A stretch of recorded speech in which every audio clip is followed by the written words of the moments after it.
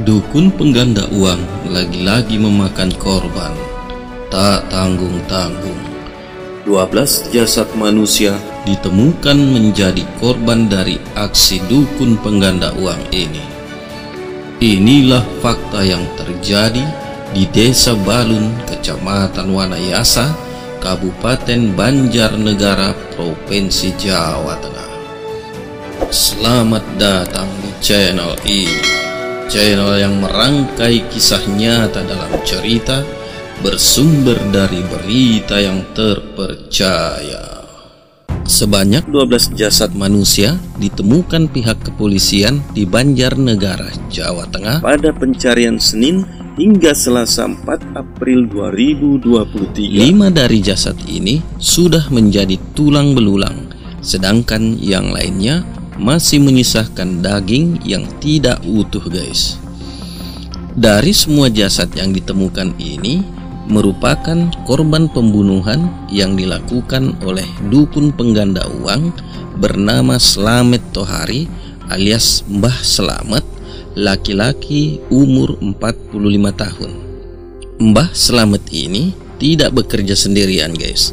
Ia dibantu kaki tangannya bernama BS yang mempromosikan di media sosial Facebook tentang kesaktian dukun yang bernama Mbah Slamet adalah seorang pengganda uang terpercaya dan terbukti, sehingga para korban tertarik dan menemui BS ini.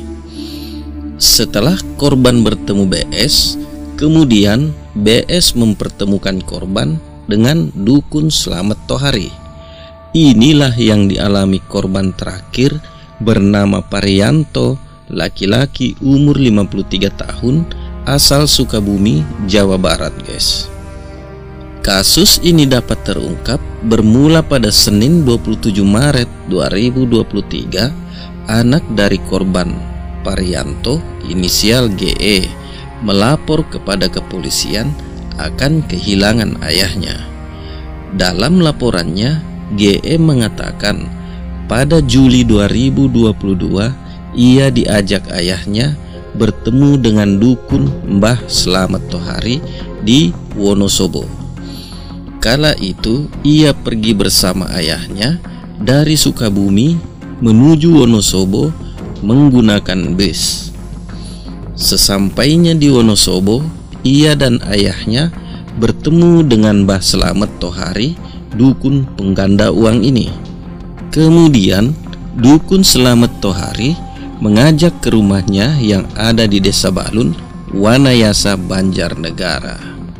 Sesampainya di rumah dukun ini, ayah GE mengutarakan maksud kedatangan mereka untuk menggandakan uangnya. Hal itu pun disambut baik dan senyuman manis oleh dukun Slamet Tohari ini, guys. Setelah mengutarakan maksudnya, GE dan ayahnya pulang lagi ke Sukabumi. Pada hari Senin 20 Maret 2023, Parianto datang lagi dari Sukabumi ke Banjarnegara sendirian tanpa ditemani anaknya, guys. Ia sampai di Banjarnegara pada Kamis 23 Maret 2023 menggunakan kendaraan wuling hitam. Sesampainya di rumah dukun Slamet Tohari, Parianto sempat berkomunikasi dengan anaknya yang lain yaitu SL dan mengirimkan sebuah pesan WhatsApp yang isinya terbaca, "Ini di rumah Mbah Slamet. Buat jaga-jaga, kalau umur ayah pendek, misal tidak ada kabar sampai hari Minggu, langsung hubungi ke aparat." Nah, inilah isi pesan WhatsApp yang menjadi titik permulaan penyelidikan polisi sehingga kasus killer ini bisa terungkap, guys. Kemudian pada Jumat 24 Maret 2023, komunikasi sudah tidak terhubung dan HP dari Parianto sudah tidak aktif lagi, sehingga akhirnya polisi mendatangi kediaman dukun Slamet Tohari ini untuk segera menangkapnya. Dari hasil penangkapan polisi, maka terungkaplah kasus penggandaan uang ini yang memakan korban hingga mencapai 12 orang sampai berita ini disiarkan, dan tidak menutup kemungkinan korban bisa bertambah lagi seiring dengan perkembangan pemeriksaan kasus ini, guys. Nah, mendengar dari pengakuan Dukun Slamet, tidak menunggu lama, pada Senin 3 April 2023, pihak kepolisian segera membawa dukun ini ke tempat ia menguburkan para korban yang telah ia bantai di sebuah kebun di Desa Balun, Kecamatan Wanayasa, Kabupaten Banjarnegara. Sesampainya di sana, apa yang didapati, guys, benar-benar mencengangkan dan membuat geger Desa Balun. Tim yang bekerja berhasil mengevakuasi jasad Parianto yang sudah dikubur pada Sabtu 1 April 2023, yang mana diketahui Parianto ini adalah korban terakhir dari Dukun Slamet Tohari. Selain itu, polisi juga menemukan 11 jasad lainnya yang beberapa di antaranya dikuburkan dalam satu lubang. 5 di antaranya sudah menjadi tulang belulang, sementara yang lainnya masih tersisa daging yang tidak utuh, guysku. Luar biasa. Dari pengakuan Dukun Slamet Tohari, ia memulai karirnya sebagai dukun pengganda uang sejak 5 tahun lalu. Dalam modus operasinya, ia menjanjikan kepada korbannya dapat menggandakan uang sampai 5 miliar, guys. Dari para korbannya, ada yang memberikan uang 40 juta sampai dengan 50 juta rupiah. Nah, agar korban percaya, dukun ini juga sempat memberikan uang pada korbannya 11 juta rupiah sebagai hasil penggandaan. Berdasarkan analisis hasil investigasi terhadap Dukun Slamet Tohari, korban-korbannya ini ada yang berasal dari Palembang, ada dari Yogyakarta, kemudian Jakarta, juga ada dari Tasikmalaya. Sementara ini nama-namanya dia masih lupa karena memang sudah cukup lama dari tahun 2020. Sehingga ini perlu pemeriksaan lebih lanjut lagi.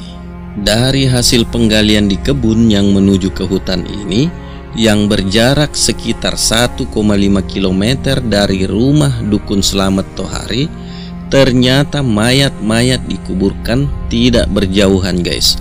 Cuma berjarak sekitar 1 meter hingga 1,5 meter, dan ada juga satu lubang berisi 2 mayat. Diketahui, dalam kesehariannya Dukun Slamet ini dikenal masyarakat setempat adalah sosok yang tertutup dan jarang bersosialisasi dengan masyarakat sekitarnya. Kediaman rumah dukun ini juga berada di posisi paling pinggir di Kampung Balun. Jadi, untuk kegiatannya jarang terpantau oleh masyarakat desa ini. Hanya sebagian masyarakat yang mengetahui kalau Mbah Slamet Tohari adalah orang pintar. Itu pun dikarenakan mereka biasa melihat mobil dari luar kota parkir di depan rumah Slamet, sehingga menyangka kalau Mbah Slamet Tohari adalah orang pintar karena didatangi berbagai tamu dari luar kota. Lantas, bagaimana cara dukun ini menghilangkan nyawa para pasiennya, guys? Kita menuju ke kronologi kejadian. Dalam pengakuannya, Dukun Slamet mengatakan ia menghabisi nyawa pasiennya dengan cara mengajak korban ke sebuah kebun miliknya dengan alasan akan melaksanakan ritual penggandaan uang di sana. Nah, sesampainya di kebun ini, Dukun Slamet memberikan minuman yang telah dicampurnya dengan racun potasium sianida kepada korban dan mengatakan bahwa minuman tersebut adalah salah satu syarat ritual yang harus dipenuhi untuk bisa menggandakan uang. Setelah korban terperdaya dan meminum air yang diberikan, racun pun segera bekerja di dalam tubuh, dan tak berlangsung lama korban akhirnya tewas seketika. Setelah korban meninggal dunia, ia kemudian menguburkannya di kebun ini di jalan setapak menuju ke hutan, guys. Lantas, apa yang membuat dukun Slamet Tohari ini sehingga ia harus membantai semua pasiennya? Kita menuju ke motif pembunuhan. Dalam pengakuannya, ia sebenarnya tidak dapat menggandakan uang. Kesaktian yang diiklankan di sosmed Facebook itu hanya modus tipu-tipu saja agar korban tertarik menggandakan uangnya. Tetapi setelah uang dari para korban ini habis terkuras, otomatis korban akan menagih uang itu kembali kepadanya. Nah, inilah motif atau alasan dukun Slamet Tohari ini membantai setiap pasiennya yang menagih kembali uang setorannya. Dan dia juga khawatir jika berlama-lama tidak dihabisi, maka korbannya ini akan melaporkannya ke polisi. Lalu, ia gunakan untuk apa uang hasil tipu-tipu ini, guys? Dalam pengakuannya, dukun Slamet Tohari mengatakan uang hasil tipuannya ini digunakannya untuk membayar hutang. Mbah Slamet, boleh diceritakan nggak bagaimana mereka itu bisa sampai bertemu dengan Bapak gitu loh? Dari mana ceritanya? Katanya lewat iklan di Facebook atau gimana, Pak? Ya, ada yang lewat itu iklan dari Facebook, ada yang lewat dari orang, Pak. Mereka itu rata-rata kesini itu niat utamanya ingin cepat kaya atau bagaimana, Pak? Semua tamu yang ke rumah saya itu pinginnya sugih, Pak. Ya. Sebenarnya Mbah Slamet ini punya kemampuan untuk itu atau enggak, Pak? Untuk bisa membuat orang itu bisa benar-benar kaya? Enggak bisa, Pak. Sebetulnya saya itu cuma bohong, Pak. Enggak bisa beneran. Cuma karena dia sudah yakin, jadi dia tak suruh nyari uang, dia mau gitu, Pak. Untuk kemudian nanti digandakan. Ya.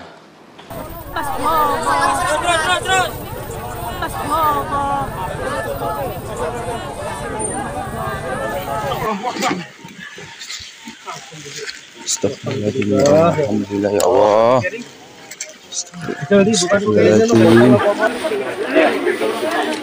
Maten. Sana ngambilin. Mulai selubang loro. Jadi setiap ini masuk di situ. Loro wae tulangnya, Kak. Loro siji lanang ini. Awake gede malah. Lihat ada baju. Ancaman hukuman. Dalam kasus ini, polisi telah menjerat dukun pengganda uang Mbah Slamet Tohari dengan pasal 340 KUHP tentang pembunuhan berencana dengan ancaman hukuman yaitu hukuman mati atau penjara paling lama 20 tahun. Bagaimana menurut kalian semua tentang kasus ini, guysku? Berikan komentarnya di kolom komentar di bawah ini.